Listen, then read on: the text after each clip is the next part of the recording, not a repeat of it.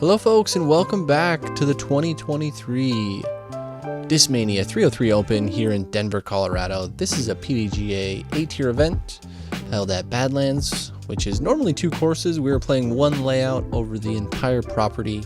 My name is Nick Hanson. Alongside me is Joel Freeman. Joel, what are you looking for out of these players today on the back 9? Yeah, how's it going, everybody? Thanks for having me, and I am excited to check out some good old-fashioned Colorado disc golf. We're gonna see a bunch of, a lot of hyzers out here because we're lacking some trees, but it's all about managing the wind, dialing in your overstable plastic. Aaron Gossage is not leaving much room for error so far, so see if any of these guys can hunt them down. Obviously, Joe Rovere, Colorado legend, gonna try to show his skills and catch up to Aaron.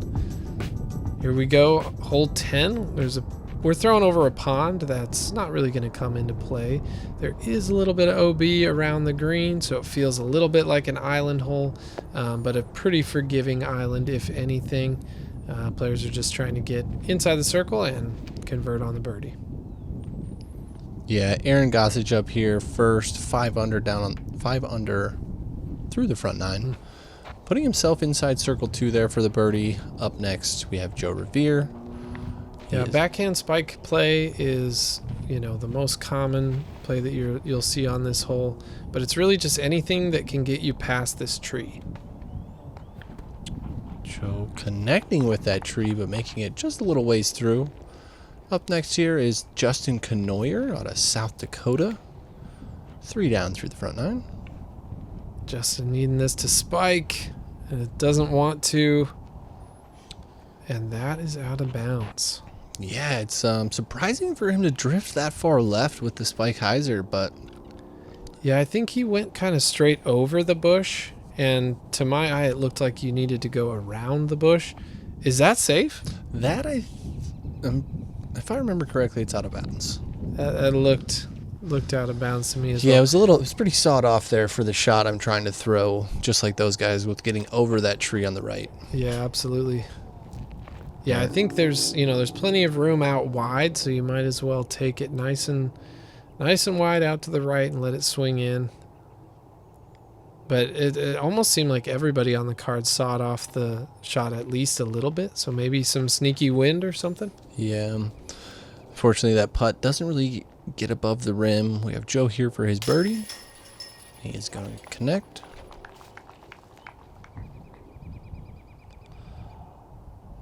Looks like we might have missed Justin's putt from the OB.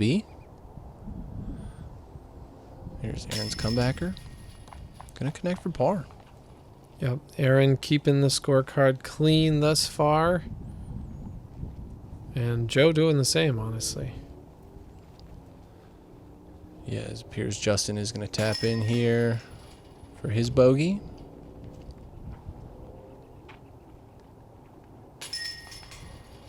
Myself as well there. 2 bogeys in a row now. And on to hole 11. We've got the balls field on the right. Mando's left of those poles, so players will not be able to go up and over. You're really just trying to find some sort of forehand, roller, backhand turnover, some sort of left to right moving shot off the tee in order to put yourself in a position to hit a pretty manageable gap on the second shot. This is looking like in good shape. Getting a little bit of a roll, but that is a solid birdie territory right there. Yeah, he might be a little shorter than he wanted, but still in a good position. Aaron going with the sidearm. No surprise here, as he just can get so much distance on that, and it's not really going to bring in the OBs. As he can play into this hillside there, it's going to bounce him back towards the fairway. And that is a fabulous drive. He's so far up the fairway. Yeah, that looked a little bit high out of the hand, but it was moving so forward that it landed in a perfect zone. And no pun intended, that will probably be the disc that he should throw for the upshot, I'm assuming. Justin getting a nice angle with the roller. And he's going to have a look kind of like beyond the gap. So there's kind of a backside window over there.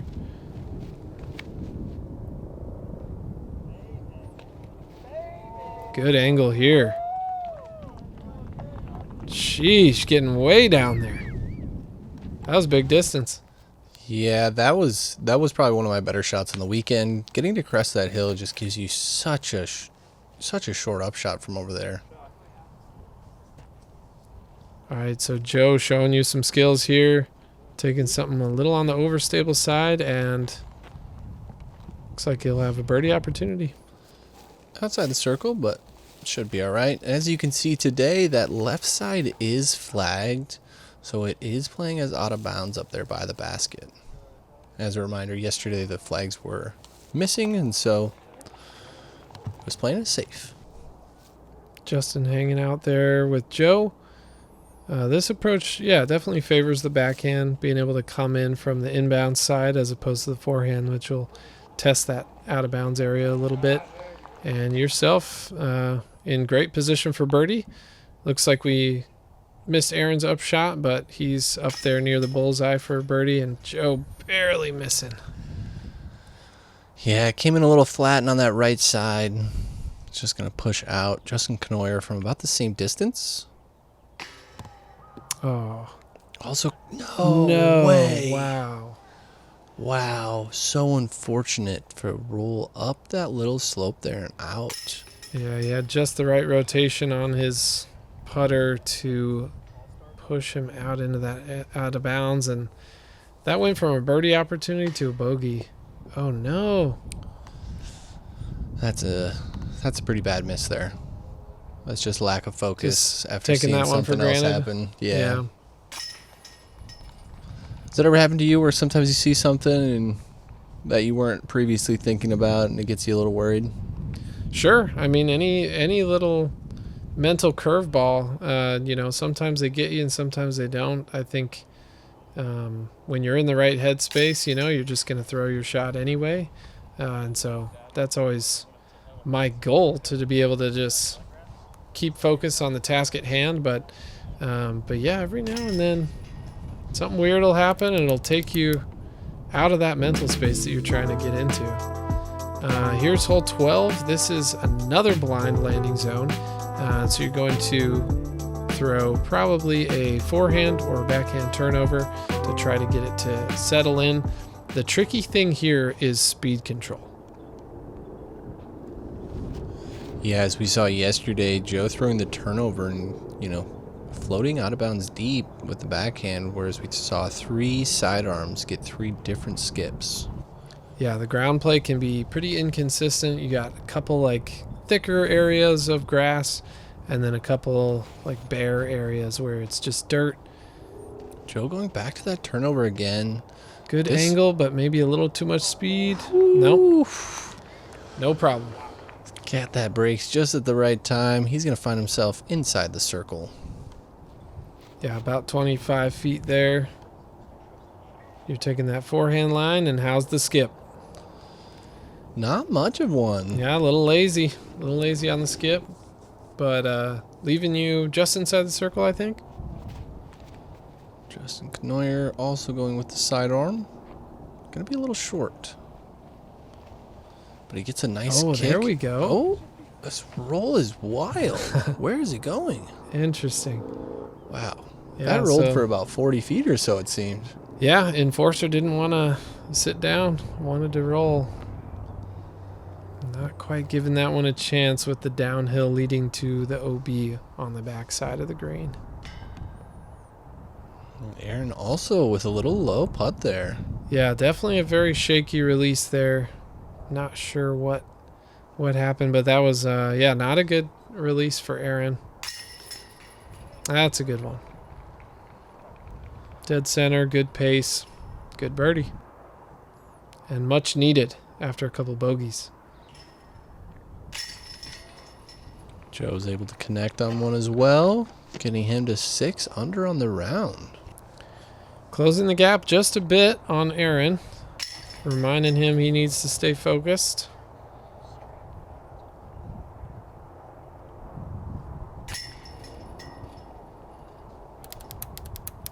And Justin falling back just a little bit, so if he wants to maintain his position on lead card, he's got to focus up as well. Hole 13, You're trying to blast a distance shot, get yourself as far out there as you can in order to make this upshot a little easier on you. Shots are probably going to be coming in from the left side just because there is a little bit of an OB area lurking on the right. But first and foremost, get this tee shot inbounds. The nose angle can be a little touchy because you've got OB on the left and then OB on the right. But that was well done by Joe. Yeah, actually going to the opposite side of the fairway as he did day one. So a little interesting there. Maybe he had a change of heart in what he was trying to do. You know, the wind was down, but still you would think playing to that right side was a little better. Myself there didn't turn it at all this time. And so, oh man, testing that left side. Yeah, quite the miss, but getting extremely lucky and staying in bounds. Aaron up next. Would love to see him try and go big distance on this. He's got a big good distance move on it is, as long as it can. Oh, unfortunately going to catch that side. Yeah, headed towards that OB on the right side. Justin going with a turn. Oh, looks like he didn't commit floating to that way one. up in the wind. It looks like he wanted to turn that one out of the hand, but just didn't get fully committed to that, and he's going to find that left side OB, putting him quite a ways back in the fairway there. Going to be hard to get up and down for par. Yeah, what makes that drive tricky is that early gap and the way the bushes kind of shape up. They make you want to kind of get the nose up, and so then you have to really be intentional with your nose angle that you're choosing on your shot. It's easy to get them to stall out like that or to turn over too much, and so to find that nice happy medium is challenging. So Justin getting a little caught up, and then Joe getting a little aggressive and long with it. And then Aaron. Look at that. What a beauty. That is textbook. Getting just past there and then skipping right through the gap. That's money. Myself going with the outside high sidearm. Ooh, catching a little tree and getting kicked down early. Yeah, Might not have bad. A chance to go B, but we're in the circle. Yeah, Justin, hard to give it much of a chance there with the angle. He would have had to really put it on an anhyzer, so we'll probably settle for a bogey there, and then there's Joe for another missed putt. Yeah, this is a little uncharacteristic, I would say, for Joe. He tends to put that basket in, or that disc in the basket more than he has been today. Justin Cournoyer, once again, not being able to get it above that rim. He's had that struggle on the last few holes. We hope that he can turn it around here on this back nine. I know he's one of the better putters in South Dakota, so a little surprising to see.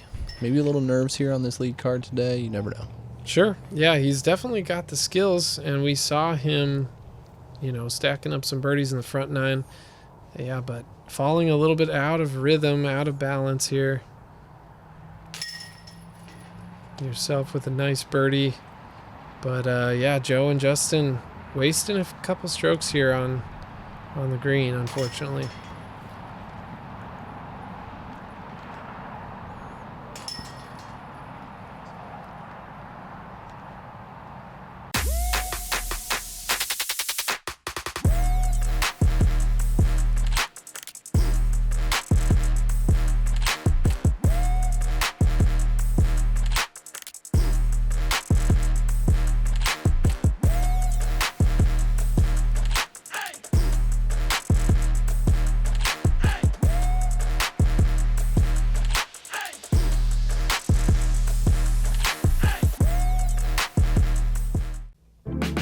Rolling into hole 14.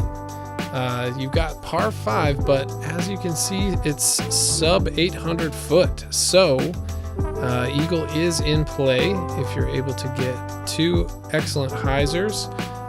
This is the more conventional kind of left side. The first shot, you're just trying to land in the landing zone, and then the second shot, you're either going with a low left side tunnel or way up and over spiking hyzer into the green. You trying to think about birdie or eagle here? After day one today, I was thinking about eagle if I got it into the right position off the tee. And as you see there, I'm catching that outside tree and just kind of dropping down. Should still have a look to get up and down for birdie. Sure. Yeah, clipping a tree there, and so you're stopping a little short. Aaron's going to be in position for an eagle there.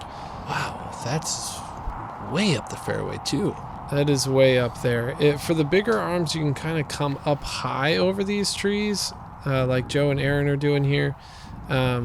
If you don't quite have the arm for it, you have to bring those trees a little more into play. Joe getting maybe a little too high, cutting off some of the distance. Yeah, he lost some distance with that height there compared to yesterday. Justin also going up and over, gliding out into that opening up top there. Going to be short, but in a good position to get up and down for birdie. So as you see here, I'm pretty pinched off. I'm going to be playing a shot basically, just trying to get to that tee pad to then get up and down. Yeah, you're going to need to be focused on these next two shots in order to bring birdie into play. That didn't look quite ideal. Coming up a little short. Yep, short of that gap there. Yeah. We're going to be in a tough spot. Justin going up and over, even though he's not attacking for eagle, still just going up and over to get down the fairway. Yeah, it's an interesting play. It looks like he sawed it off just a bit. And Joe going long turnover.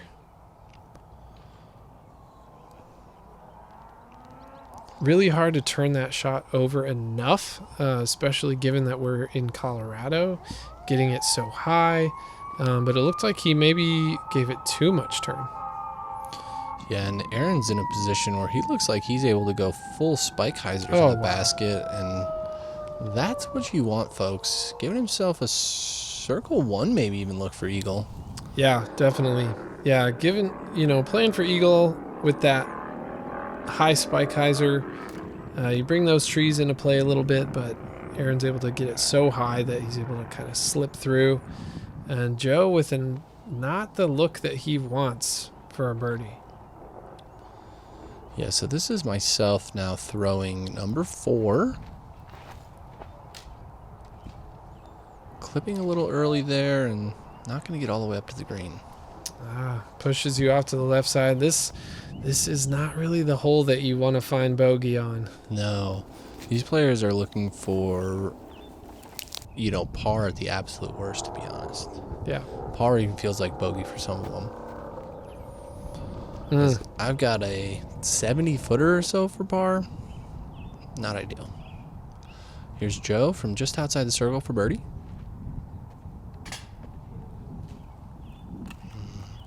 That downhill might have got him. Left that disc a little too high there.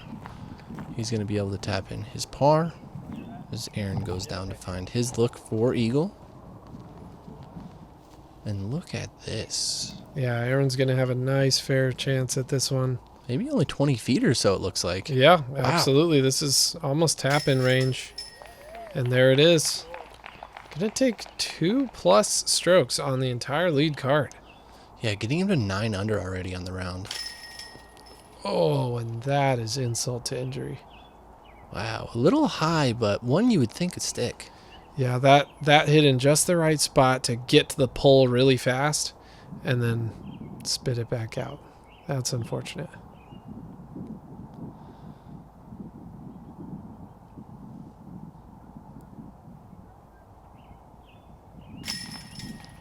Justin able to connect and get back on that birdie train. Oh, nice. Yeah, he was able to scramble for the birdie. I'm glad we got to see Justin play on this card today. A player that has some skills and definitely is commanding in his area, but doesn't get as much exposure as some of these other players. So good to see Justin out here today. Joe cleaning up the par. As you can see, not very happy about that. No surprise there. Myself going to be cleaning up for double bogey. Man.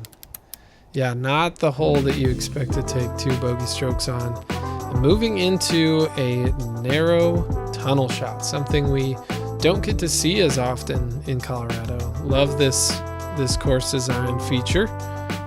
You're going to try to throw a nice straight disc Ideally, a little bit of a left finish towards the end. There is an OB pond about 20 feet to the left of the basket, but doesn't usually come into play much. Aaron nearly pulls it off. Yeah, he needed that disc to turn just a little more to get down that tunnel, but he's going to be in a position to get up and down for par and maybe even throw a bid for birdie up there. Justin up next. Tugging it a little right, and he's going to kick back left, unfortunately. Joe Rovere going with that mid-range shot. Pulls it over just a little bit. Got the nose down on that one a little bit, and a little bit of Anheuser. Not enough life in that shot to be able to get over there onto the green. Really tricky to throw a bunch of Hyzers all day and then come and pipe a shot like this. Oh, and gets to the green there, but gets a skip back. Probably outside the circle now, but looking at our what looks like our best shot at birdie. Joe could have got into circle 2 there. Yeah, unfortunate ground play. That looked like a pretty pure shot, but just came a little spicy out of the hand. Was that mid-range or putter? Mid-range. Okay. And hard to tell, but we got Justin Cournoyer there on the left side of our screen trying to pitch out. This is by far the hardest hole if you get off the fairway. Absolutely, yeah. This hole shapes up for some really tricky approaches. The entry to the green is trickier than it looks. Some subtle slopes, some crazy footing, and some little branches that can reach out and shut you down. So, so really rewarding to get through the gap, not just so that you have a look for birdie, but also just so that you have no need to get creative and throw any impressive scramble shots like that one. That was a solid makeup shot. Yeah, that was a good one there. Aaron here from outside circle 2. Giving it kind of a half bid, it almost looked like. And Joe actually ending up a lot closer than I thought. Yeah. Good opportunity from Joe, but does not capitalize. And you've got a little straddle here. Looks like a fair chance from circle's edge. This is one you want to make after a double bogey on the hole previous. Absolutely. Give us the bounce back, Nick. Oh, and he does. There it is. Love it. It's hard to be happy sometimes after you take a double bogey, but you should always be smiling after a birdie. Absolutely. Yeah, showing that fight. Man, and at this point in the round, we've only got a couple holes left, and Aaron has created some separation from the rest of the card. Yeah, he really has. He's really commanded the disc well all over the course today, whether it's on the green or off the tee. We're getting a look at Waterworld over there to the left. This course shares a property line with Waterworld in Denver. So, which of those that don't know or didn't see, it's the Metropolitan Water Park area for Denver. Absolutely, yeah. So you got all these fun, colorful slides and whatnot. Always good times.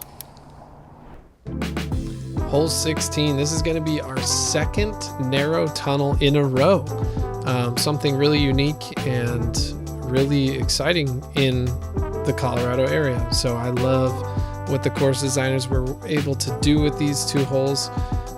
Definitely making you focus up towards the end of your round here. This one shapes a little bit left to right.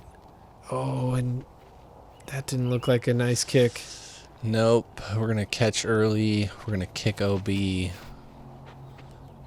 Not the final stretch holes we're looking for, but Aaron, putting a good move on it and getting some, maybe a root or something catching him and kicking him right. Yeah, that looked like maybe he clipped just the base of that last tree, and Joe showing you a really nice angle. This one is all about, of course, hitting the gap, but getting that angle right, getting the height right, and you can really catch that slide on the kind of the dirt leading up to the basket. So Joe nearly doing it perfect. Aaron and Joe both just like barely wide on it. So this is me from the OB line there. Came out a little spicy. Yeah, it did. Thankful for those rocks, though, to keep it in bounds. Here's me throwing a provisional just in case. You were throwing that shot because it was dry? I was throwing that shot because the wording wasn't the clearest, I would say, Gotcha. on where exactly I should be playing from. So just, making sure I get both of those in there. Hate to play the hole wrong and get a penalty. Yep. Man, and Aaron nearly capitalizing on the opportunity from outside the circle. Oh, and that's disappointing. Joe never even getting it above the cage. Yeah, never giving that one a chance, unfortunately. Yeah. Got to take those opportunities here on this last couple holes. Trying to chase down the goose. All right, so my first bogey, sorry. Yeah, so nobody on lead card quite showing us how it's done in this second round on 16. See if you can knock 2 putts in a row. Got them both, so we're looking at a bogey either way. That's nice, at least, being able to knock 2 mid-20s, 25 to 27 footers in back-to-back.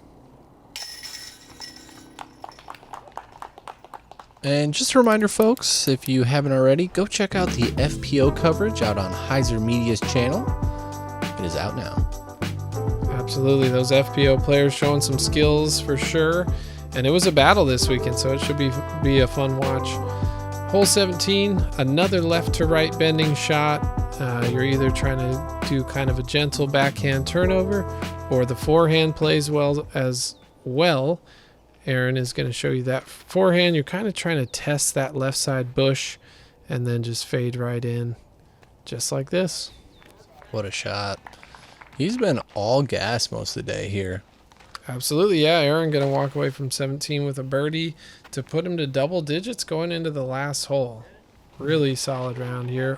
Oh, and Joe nearly rings it up. Making a great correction from yesterday. Looks like going with a little bit of a slower disc, just like you talked about. Just not quite getting the angle on this one. He's going to be pin high, though, with the chance. Yeah, there's a lot of times in Denver courses or like front range courses where if you miss your line a little bit, you still usually have an opportunity to make your putt, as, we just don't have as many trees as a lot of places. Yeah, very true. Looks like you didn't quite commit to the angle or the release on that one, but you did get inside the circle, and you should have some sort of little straddle look here.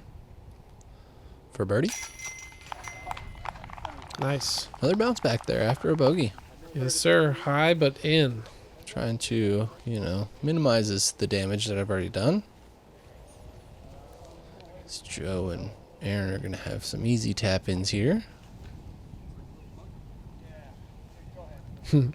Trying to decide who's going to go first.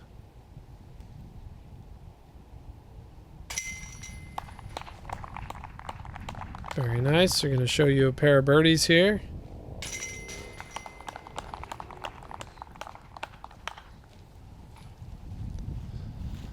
Justin's going to tap his 3 in here, and we're going to be on to our final hole of day 2, Joel.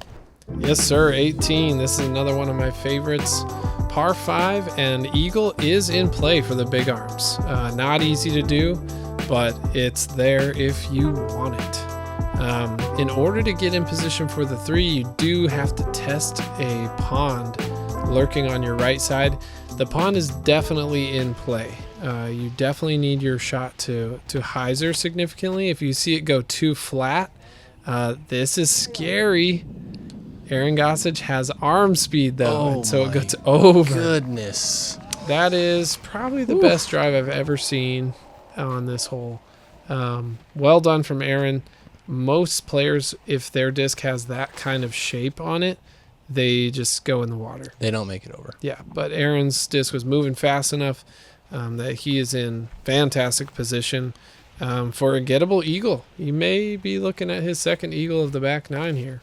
Yeah, Joe showing us a more standard route as well as myself, throwing taller hyzer and just really getting some distance off the tee. You're not really looking to do anything special because you can throw 2 standard shots and give yourself, 200 feet or so to the basket for your birdie opportunity. So, yeah, you guys are chopping this hole up in a smart fashion. The goal with this second shot is just to jam one out there pretty far, but keep it short enough that you're not getting caught up in any of these little trees or bushes or anything. Give yourself an opportunity to get up and down. Yeah, as you can see, the last 100 or so feet of the fairway, you've got some obstacles there. So if you can leave it short about 250 from the basket, it's going to be an ideal approach into the green. Joe doing exactly that. Yeah, Joe and Justin are both in position for birdie.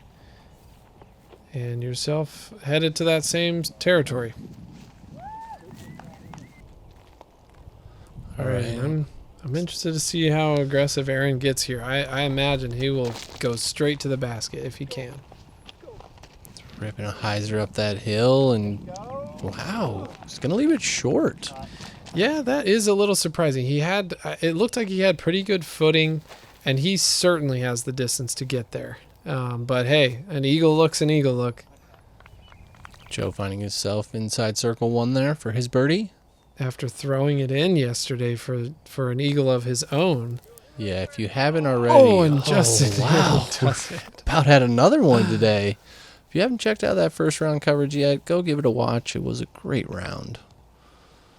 Myself catching the light pole or the telephone pole there, but still inside circle 1. This look for eagle.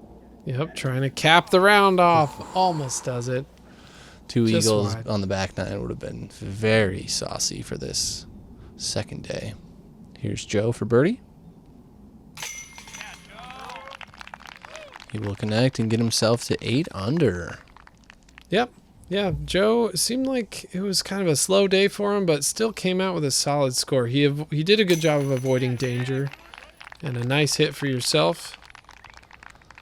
We're going to watch Aaron step up and tap in for an 11. Very solid round. And so far as I'm aware, that is the course record. Very nice, yeah. I don't think there was any hotter rounds in previous events leading up to it. Despite Aaron's play, he definitely left some room for some of the chase card and third card contenders to climb up a little bit. So we're gonna see if we mix things up a little bit here. And we did a little bit. Yourself shooting a 10 down this moving day. Good job, Joel. Some other notable names there: Evan Scott, AJ Carey from the tour. Love to see them up here playing this local A-Tier. As always, thank you for joining us. Like, share, and subscribe, and we'll see you on round 3, folks.